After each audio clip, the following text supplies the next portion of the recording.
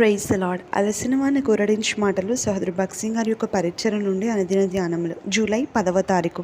నా ఆశ్రయము దేవుని అందే ఉన్నది. కీర్తనలు 62వ అధ్యాయము 7వ వచనం. దేవుని వాక్యం నందలి ఆయా కాలంలో ఇవ్వబడిన సూచనలను బట్టి, పలుకబడిన ప్రవచనలను బట్టి దేవుని ప్రజలు రాబో పరిస్థితులకు సిద్ధపడి ఉండవలను. ఎందువలనగా మరి ఎక్కువ శోధనలను, శ్రమలు ఎదుర్కొనవలసి వచ్చును. దేవునికి వందనములు. ప్రభువునందు మనకు బలమైన ఆశ్రయదుర్గము కలదు, భద్రత కలదు. రక్షణ కొరకు మనం అచ్చటికి పరిగెత్తవచ్చును. దేవుని వాక్యమునందు ప్రభువైన యేసుక్రీస్తుకి ఇవ్వబడిన అనేక నామములలో ఆశ్రయము ఒకటి. యెహోవా నా శైలము, నా కోట, నన్ను రక్షించువాడు, నా కేడము, నా రక్షణ శృంగము, నా ఉన్నత దుర్గము, నా దేవుడు, నేను ఆశ్రయించున్న నా దుర్గము. కీర్తన 18వ అధ్యాయం 2వ వచనం. ఇంకను సైన్యములకు అధిపతియగు యెహోవా మనకు తోడై ఉన్నాడు. యాకోబు యొక్క దేవుడు మనకు ఆశ్రయమై ఉన్నాడు. కీర్తనలు 46:7-11. ఎవరైతే ఆయనను తన స్వంత రక్షకునిగా అంగీకరించిరో వారు నిత్యమైన ఆశ్రయము కొరకు ఆయన యొద్దకు పరిగెత్తవచ్చును. పాత నిబంధన కాలంలో ప్రభువు యెహోషువతో 6 ఆశ్రయపురములను ఏర్పరచవలనని, పొరపాటున ఒక వ్యక్తి చంపిన వాడు ప్రతి హత్య చేయువారితో చేతిలో నుండి పడకుండా ఆ పురములలో చేరవలనని తెలిపెను. ఈ ఆశ్రయము కొద్ది కాలం వరకే, అనగా ప్రధాన యాజకుడు బ్రతికి ఉన్నంత వరకే. కానీ యేసుక్రీస్తు ప్రభువుతో మనం కలిగి ఉన్న భద్రత, ఆశ్రయము ఎన్నటెన్నటికీ ఉండును.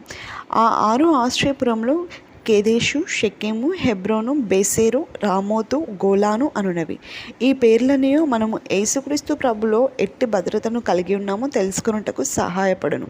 మొట్టమొదటి ఆశ్రయపురము కేదేషు, అనగా పరిశుద్ధత అని అర్థము.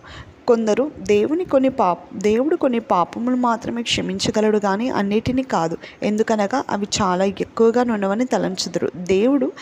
దేవుని ముందు నేనే విధముగా పరిశుద్ధంగా నీతియుక్తంగా ఉండగలనని కొందరు హృదయములలో ఎడతెగని పోరాటం ఉన్నను. అందరితో సమాధానమును పరిశుద్ధతయు కలిగి ఉండుటకు ప్రయత్నించుడి. పరిశుద్ధత లేకుండా ఎవడనో ప్రభువును చూడలేడు.